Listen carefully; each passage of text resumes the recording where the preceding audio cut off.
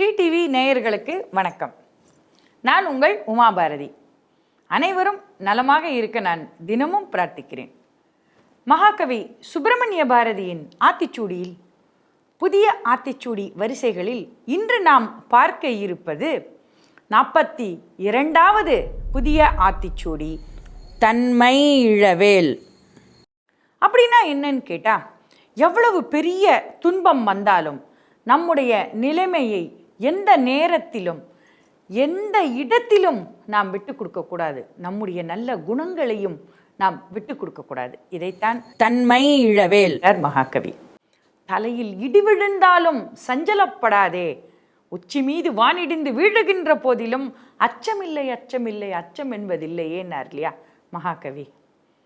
நமக்கெல்லாம் மாவீரன் கர்ணனோட கதை நல்ல தெரியும். மகாபாரதத்தில் குந்தியோட மூத்த புதல்வனாய் பிறந்த உடனேயே தாயால் பெட்டியில் வைத்து ஆற்றில் விடப்பட்டவன். ஆனால் தேரோட்டியால் வளர்க்கப்பட்டு தனது நல்ல நண்பனாக கிடைத்த துரியோதனனின் உதவியால் தன் நிலைமையை உயர்த்தி கொண்டு மிகச்சிறந்த கொடை வள்ளல் என்று பெயர் எடுத்தவன் கர்ணன் இல்லையா? எந்த நேரத்தில் யார் வந்து எதை கேட்டாலும் இல்லை என்று சொல்லாமல் கொடுத்தவன் மாவீரன் கர்ணன். அதனால்தான் அவனை இன்றளவும் கர்ணனுக்கு மேல் கொடையும் இல்லை என்று நாம் கூறும் அளவிற்கு அவன் மிகச்சிறந்த கொடை வள்ளலாக இருந்து வந்திருக்கிறான். அவன் தான் எந்த நிலையிலும் தனது தன்மையை இழக்காதவன் என்பதைத்தான் நான் இப்பொழுது பார்த்து கொண்டிருக்கிறோம். அவன் தனது சகோதரர்களை எதிர்த்து போரிடப் போகிறான் என்று தெரிந்து அவனது தாய் குந்தி தேவி என்ன தெரியுமா செய்தாள்? அவனிடம் 2 வரங்கள் கேட்டாள். அர்ஜுனை தவிர வேறு யாரையும் நீ இலக்காக வைத்து கொள்ளக்கூடாது, இது ஒரு வரம். 2வது வரம், அர்ஜுனன் மேல் நீ வீசப்போகும் நாகாஸ்திரத்தை ஒரு முறைக்கு மேல் மறுமுறை பிரயோகம் செய்யக்கூடாது, இது 2வது வரம்.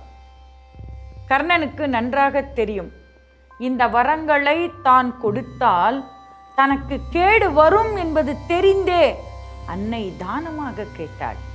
ஆக அதை கொடுத்தான். இது மட்டுமா, அவன் உடலோடு ஒட்டி பிறந்த கவச குண்டலங்களை அர்ஜுனனின் தகப்பனாரான இந்திரன் வந்து அவனிடம் தானமாக கேட்டான். தானம் என்று வந்து கேட்டவர்களுக்கு தயங்காமல் வழங்குவது கர்ணனின் வழக்கம் இல்லையா? தனது தன்மையை எப்பொழுதும் மாறாதவன் கர்ணன்.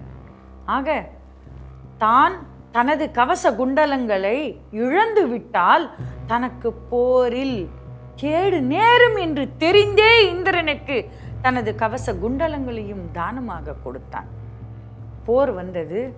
போரில் அர்ஜுனன் எய்த அம்பினால் உயிர் போகும் அளவிற்கு மாய்ந்து போகக்கூடிய நிலைமையில் தேரில் இருந்து கீழே விழுந்து தேர் சக்கரத்தில் சாய்ந்து கொண்டு உயிருக்கு போராடி கொண்டிருக்கிறான். அவனது உயிர் போகவில்லை. ஏனென்று கேட்டால், அவன் இது நாள் வரை செய்து வந்த தானத்தினால் கொடையினால் அவனுக்கு கிடைத்த புண்ணியங்கள், அந்த புண்ணியங்கள் அவனது உயிரை காத்து கொண்டு வந்து கொண்டிருந்தது. அதனால் அவன் உயிர் போகவில்லை. இவனை எப்படியாவது கொன்றே ஆக வேண்டும் என்று அவன் உயிர் போக வேண்டிய விதியினால் கண்ணன் என்ன செய்தான்? அவனிடம் அந்த இறக்கப் போகும் தருவாயில் ஒரு அந்தணன் வேடத்தில் யாச்சகம் கேட்டு வந்தான், தானம் கேட்டு வந்தான். அந்த இடத்தில் அந்த போர் நடந்து கொண்டிருக்கும் அந்த குருஷேத்திர போர்க்களத்தில் தன்னிடம் யாரோ ஒரு அந்தணன் யாச்சகம் கேட்டு வந்திருக்கிறான் என்பது மட்டும் கர்ணனுக்கு நன்றாக தெரிந்தது. ஐயா, உங்களிடம் கொடுப்பதற்கு என்னிடம் என்ன இருக்கிறது? என்னிடம் இருப்பதை கேளுங்கள், இல்லை என்று நான் சொல்ல முடியாத அளவுக்கு என்று கர்ணன் அவரிடம் வேண்டுகிறான். அவருக்கா தெரியாது, பகவான் அல்லவா? ஐயா, நீங்கள் மிகச்சிறந்த கொடை வள்ளல், உங்களிடம் இப்பொழுது இருப்பதைத்தான் நான் கேட்கப் போகிறேன். இது நாள் வரை நீங்கள் கொடை செய்து சேர்த்து வைத்திருக்கும் புண்ணியம் அத்துணையும் எனக்கு தானம் செய்து கொடுத்து விடுங்கள் என்று கேட்கிறான் பகவான் கண்ணன். கர்ணனுக்கு ஒரே மகிழ்ச்சியாய் போய்விட்டது. இந்த சாகும் நேரத்திலும் நம்மால் ஒரு தானம் செய்ய முடிந்ததே என்று தன் உடம்பில் இருந்து வழிந்து கொண்டிருக்கும் குருதியினால் அவன் தன் புண்ணியங்கள் அத்தனையும் கண்ணனுக்கு தானம் செய்தான். அதன் பின்னரே அவன் உயிர் பிரிந்தது. ஆக இந்த இடத்திலும் சாகும் தருவாயிலும் தனது தன்மையை, தனது தானம் செய்யும் கொடைத்தன்மையை இழக்காதவன் கர்ணவீரன். இதைத்தான் மகாகவி எப்பொழுதும் நம்மிடம் கூறுகிறார், தன்மை இழவேல் என்று. நாம் எப்பொழுதும் நேர்மையாக உண்மையாக இருந்து கொண்டு நமக்கு எந்த துன்பம் வந்தாலும் அதை தாங்கிக் கொண்டு அடுத்தவர்களுக்கு நன்மையே செய்ய வேண்டும், நமது தன்மை மாறாமல் என்று கூறுகிறார் மகாகவி. அடுத்ததாக மகாகவியின் புதிய ஆத்திச்சூடியில் 43வது புதிய ஆத்திச்சூடி, தாழ்ந்து நடவேல். நாளை பார்ப்போமா? நன்றி, வணக்கம்.